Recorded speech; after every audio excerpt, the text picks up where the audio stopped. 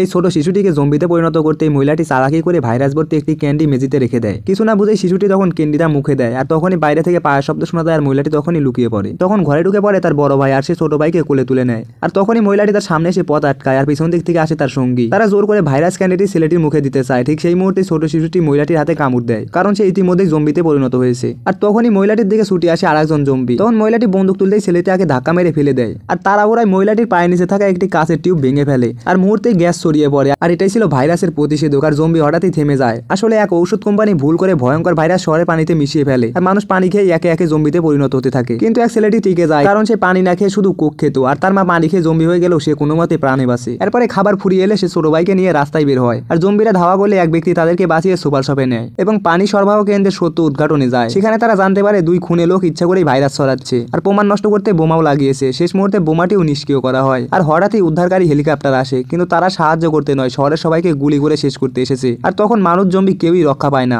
ছেলেটি তার ছোট ভাইকে নিয়ে দৌড়ে সমুদ্রের দিকে পালায়। ঠিক তখনই পানির উপরে একটা ছোট নৌকা দেখা যায় আর নৌকা করে দুই ভাই জীবিত অবস্থায় সে শহর থেকে পালাতে সক্ষম হয়।